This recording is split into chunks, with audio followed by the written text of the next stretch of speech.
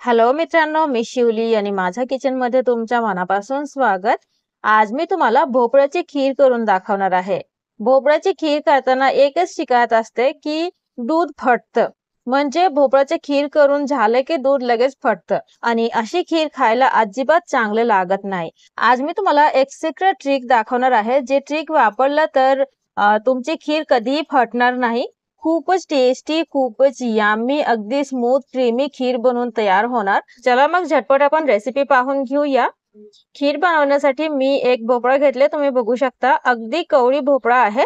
निभार भोपळा अजिबात घ्यायची नाही खीरसाठी. अगदी कवळी भोपळा घ्यायची. आता मी भोपळा सोलून घेते आणि सोलल्यानंतर असं बघा उभ्या कट करते असा. आता कट केल्यानंतर आतमधलं पोर्शन म्हणजे बीच पोर्शन असा 1 चमच्याच्या मदतीने असा काढून टाकायचे. खूप जास्त काढायचं नाहीये, थोडा थोडा असा काढून टाकायचं. म्हणजे खूप जास्त पाणी नकोय आपल्याला भोपळ्यामध्ये. असा दोन्ही पोर्शन साठी आपल्याला असं करायचं. आणि आता मी धुवून घेतले भोपळा. आता आपल्याला किसून घ्यायचे. किसायला मी बघा एक ग्रेटर घेतले, अगदी बारीक साईजचे ग्रेटर घेतले. म्हणजे खीर बनवायला बारीक साईजचंच ग्रेटर पाहिजे आपल्याला, मोठा ग्रेटर नकोय. आता चला भोपळा ग्रेट करून घेऊया. बघा मित्रांनो, ग्रेट करून झालेलं आहे. एवढे झालं. आता थोडंसं पिळून घ्यायचं. खूप जास्त नाही, अगदी कॉटनचा कपडा घेऊन अगदी पिळून नाही घ्यायचं. हाताने अशा प्रकारे असं तुम्ही बघू शकता मी कसं करते. अशाच पद्धतीने आपल्याला थोडं थोडं पाणी पिळून काढायचं. बघा मित्रांनो, एवढंसं पाणी मी काढलंय. आता चला खीर बनवायच्या मेन प्रोसेसला जाऊया. एक फ्राय पॅन घेतले मी. तुम्ही कोणतेही भांडं घेऊ शकता, काय हरकत नाही. थोडासा तूप घालून घ्यायचा. तूप मध्ये आपल्याला भोपळा फ्राय करायचे. खूप चांगलं फ्राय करायचे, म्हणजे खूप छान सुगंध येईल खीर मधून.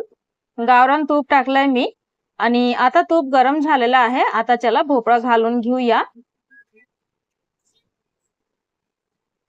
खूप छान फ्राय करायचे. पहिले मी सुट्ट करून घेते असं. आणि त्यानंतर दोन साहित्य आपल्याला घालायचे आहे फ्राय करताना. एक आहे मीठ, अगदी चिमूटभर मीठ घालायचं.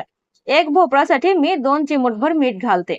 मीठ घातल्यावर कोणतेही गोड पदार्थ असू द्या, थोडंसं मीठ घातल्यावर गोड पदार्थाची चव अजून छान येते. म्हणजे अजून घट्ट होते, अजून टेस्टी लागते. पण लक्षात ठेवायचं की मीठ अजिबात जास्त नाही घालायचं, अगदी थोडंसं चिमूटभर मीठ घालायचं.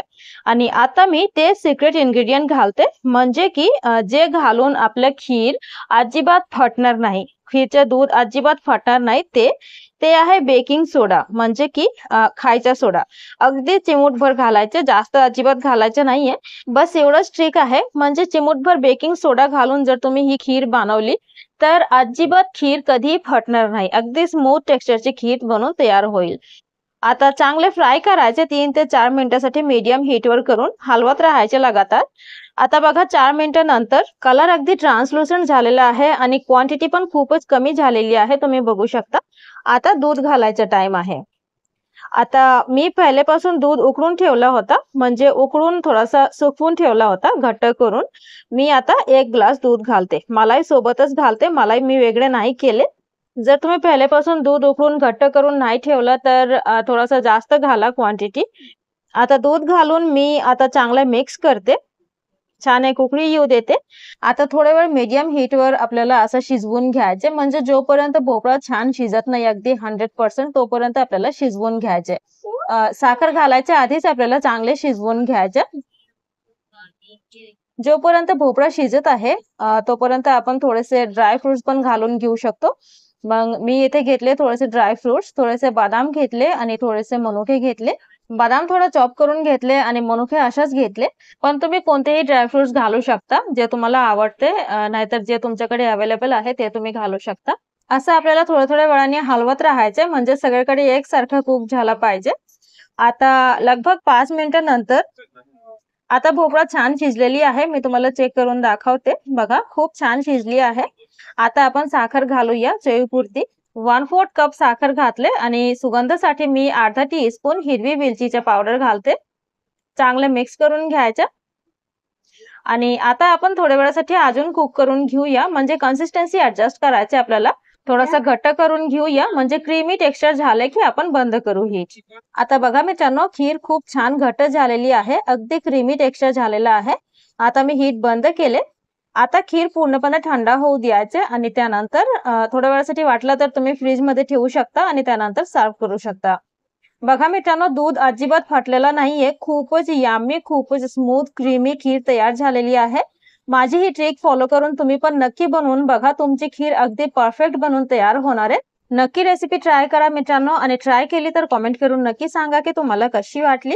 व्हिडिओ आवडला असेल तर प्लीज एक लाईक करा आणि प्लीज माझ्या चॅनलला नक्की सबस्क्राईब करा. आजसाठी एवढेच. आपण भेटूया पुढच्या व्हिडिओमध्ये आणि तोपर्यंत सेफ राहा.